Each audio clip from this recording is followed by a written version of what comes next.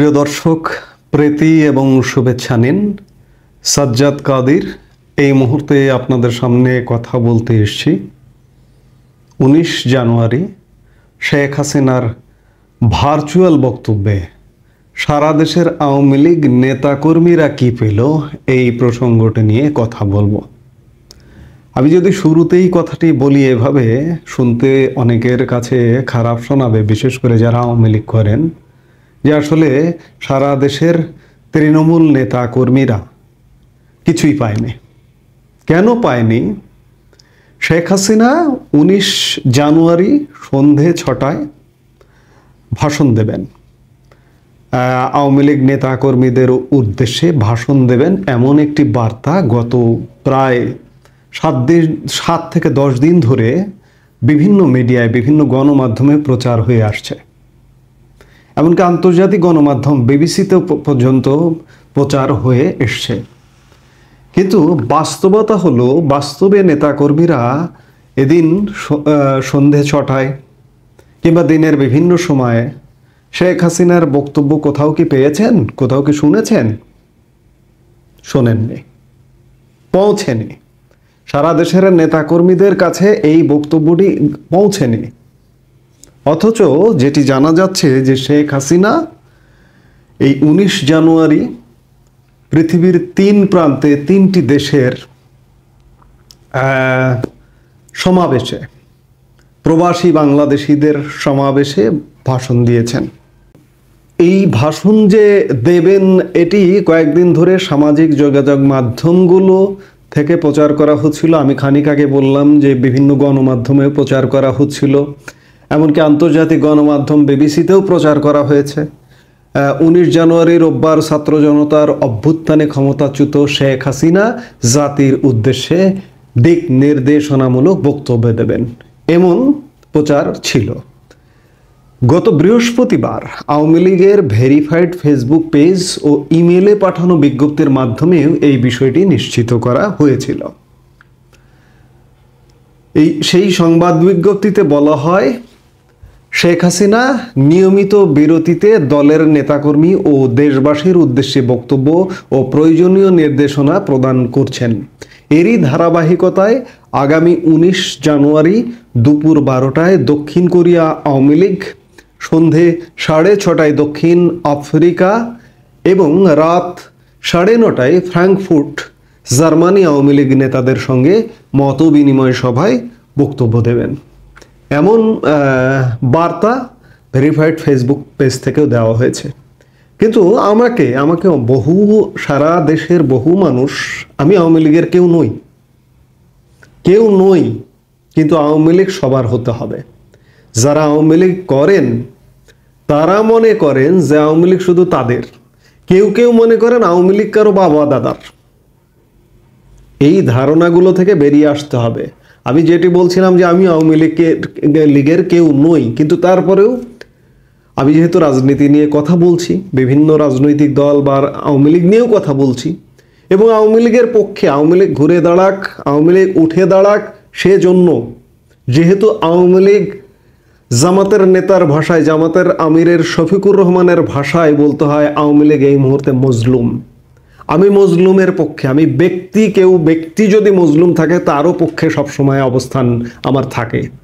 কাজে আওয়ামী লীগ যেহেতু আজকে মজলুম, সেহেতু আওয়ামী লীগের পক্ষেও আমার অবস্থান। আওয়ামী লীগ উঠে দাঁড়াক, বিএনপি পরিচ্ছন্ন রাজনীতিতে ফিরে আসুক, এটি আমার চাওয়া।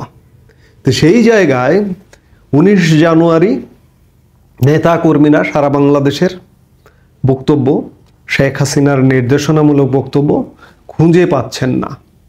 আমি আজকে সকালেও চেক করে দেখলাম যে আওয়ামী লীগের একমাত্র একটি ফেসবুক ভেরিফাইড পেজ চলমান আছে এই মুহূর্তে। সেখানে বিচ্ছিন্নভাবে কিছু বিষয় দেওয়া হয়, কিছু কন্টেন্ট আপলোড করা হয়। একটি ভেরিফাইড ইউটিউব চ্যানেল আছে।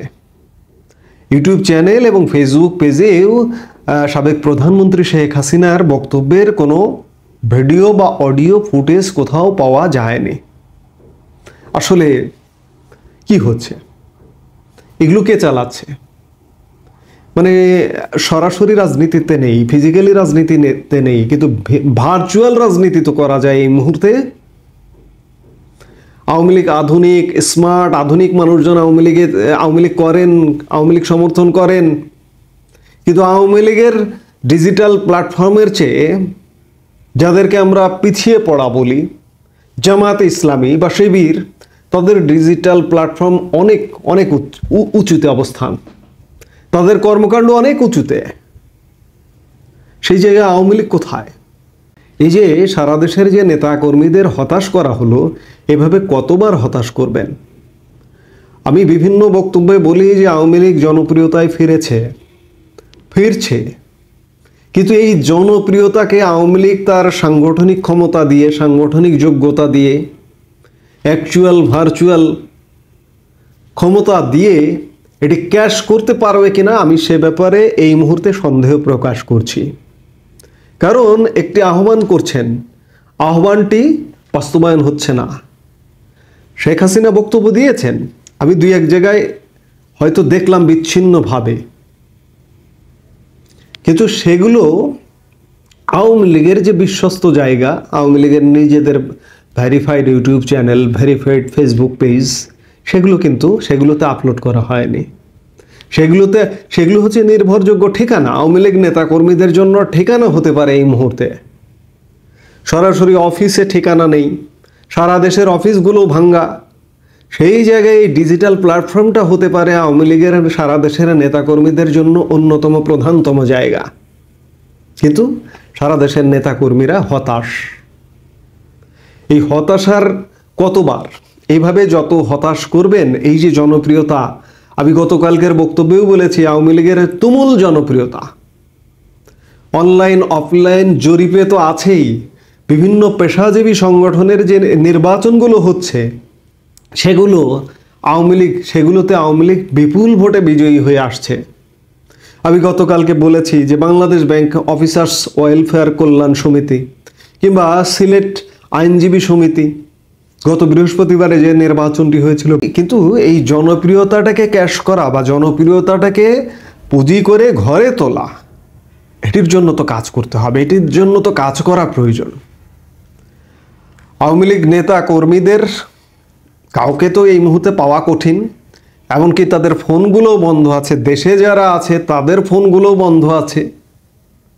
মানে তৃণমূল নেতাকর্মীরা কাউকে খুঁজে পায় না, সোজা কথা, এক প্রকার দিশাহীন। সেই জায়গায় এই ভার্চুয়াল প্ল্যাটফর্মটা খুব স্ট্রং এবং যুক্তিযুক্ত জায়গা হতে পারত বা হওয়া সম্ভব। মানুষ আবারও হতাশ হলো। আওয়ামী লীগ নেতৃত্ব যারা আছেন তাদের বলবো, দয়া করে আপনাদের নেতাকর্মীদের এভাবে হতাশ করবেন না। শেখ হাসিনা 3টি ইভেন্টে 3টি দেশে যে ভাষণ দিয়েছেন, দক্ষিণ কোরিয়া, দক্ষিণ আফ্রিকা এবং জার্মানির ফ্রাঙ্কফুর্টে, এই ভাষণগুলো সোশ্যাল মিডিয়া আপলোড করুন, সোশ্যাল মিডিয়ায়, যাতে সারা দেশের নেতাকর্মীরা শেখ হাসিনার এই ভাষণ শুনে নতুন করে উজ্জীবিত হয়, প্রেরণা পায়। এই মুহূর্তে খুব খেয়াল করে পা ফেলতে হবে, নইলে একথাও বলে রাখি, আওয়ামী লীগ এই জনপ্রিয়তাকে ক্যাশ করতে পারবে না। অত্যন্ত চালাক, চতুর, ধুরন্ধর খেলোয়াড় কিন্তু আওয়ামী লীগের প্রতিদ্বন্দ্বী, প্রতিযোগী, তারা কিন্তু তাদের ফসল ঘরে তুলে নিয়ে যাবে। এমনকি আওয়ামী লীগ যারা করেন তাদেরকেও কিন্তু তারা ক্যাপচার করে নিয়ে চলে যাবে, আওয়ামী লীগের নেতাকর্মীকেও নিয়ে চলে যাবে, সেই আলামত কিন্তু আছে। সে বিষয়েও আমি কথা বলবো। কাজেই আওয়ামী লীগ নেতৃত্বকে বলবো, খুব খেয়াল, অন্ততপক্ষে অ্যাকচুয়াল দুনিয়ায় না আসতে পারলেও ভার্চুয়াল দুনিয়ায় অত্যন্ত স্ট্রং ভূমিকা পালন করা সম্ভব। আজকের পৃথিবীতে অ্যাকচুয়ালের চেয়েও কখনো কখনো কোনো ক্ষেত্রে ভার্চুয়াল দুনিয়া প্রচণ্ড এফেক্টিভ।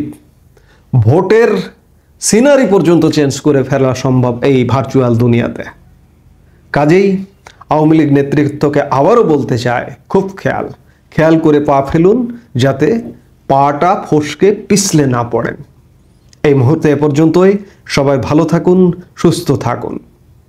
আমাদের ভিডিওগুলো নিয়মিত পেতে সাবস্ক্রাইব করুন Sajjad Kadir and the legends YouTube channel এবং লাইক, কমেন্ট, শেয়ার করে সাথে থাকুন।